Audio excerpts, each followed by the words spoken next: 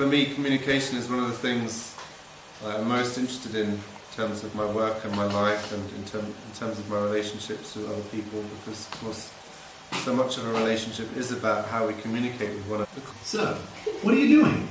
It's one of the first questions we often ask friends and family. Even if the answer is just mowing the lawn or cooking dinner, it's interesting to us. It makes us feel connected and a part of each other's. So, can you two share? So, let me listen. How do you feel about this exercise? I've run out. We'll find out.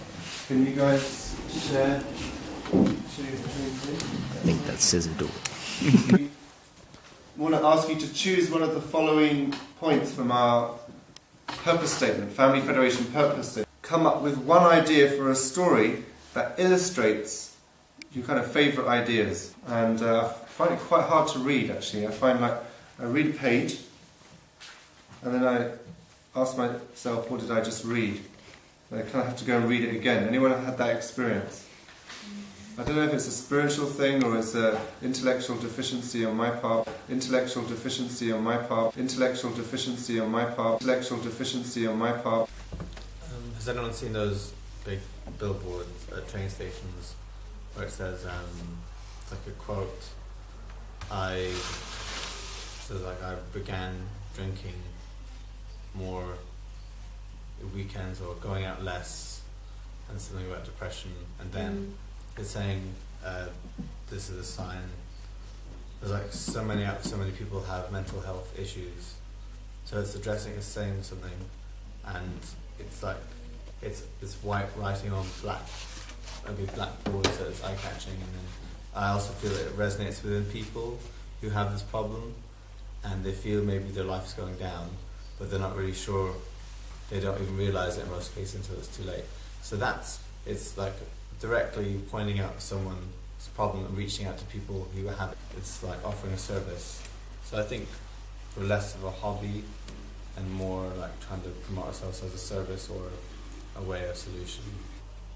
Kind of wake people up to things like that, because as you said, it's very eye-catching.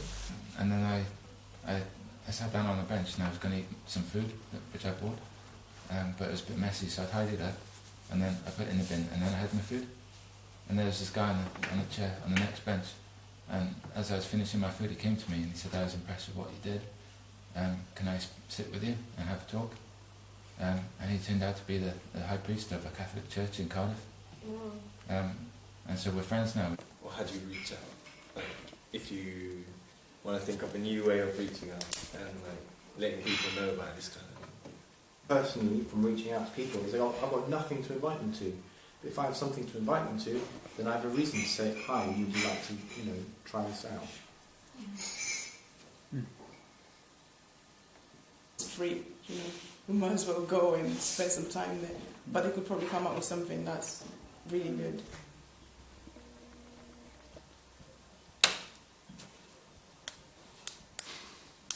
Bottom of the barrel, man.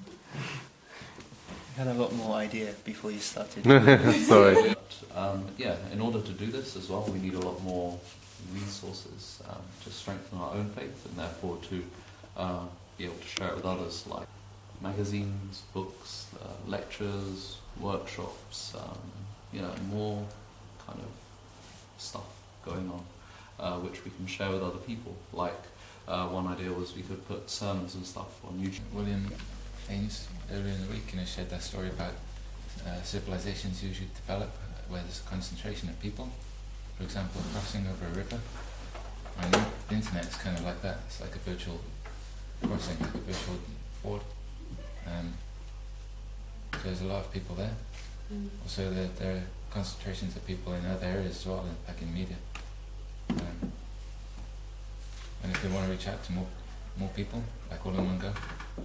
But there's such a range of activities we can do personally, like just through our behaviour as well. We affect people we meet as well, not just like random people, but people who are brought to us, So you mean sharing it through our example?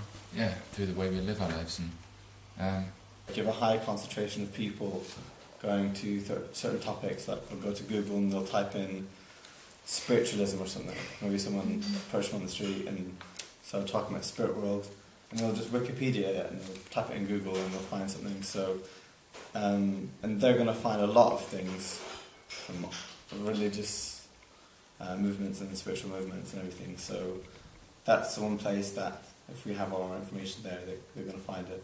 Either they're promoting meditation or some kind of hypnosis or psychology. Like Paul McKenna, you see those adverts, Yeah. you just see him with these fancy glasses, and it's like, he can help you lose weight or something like that. I can make you quit smoking. Yeah. Maybe you can. I gave up smoking on the second day of my workshop, actually.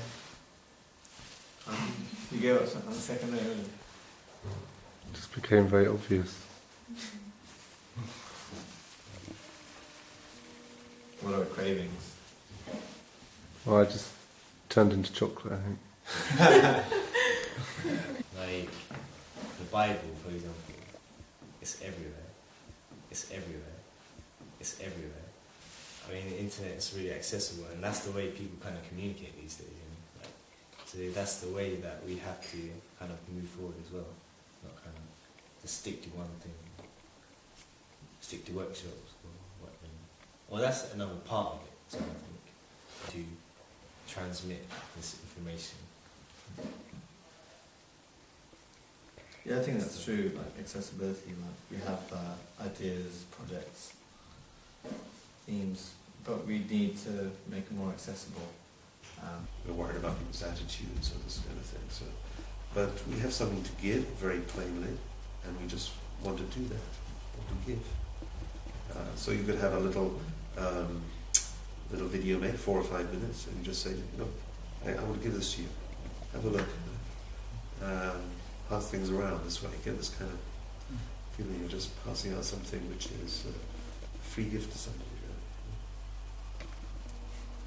Not even give and take, but just give it. Concentrate on the giving.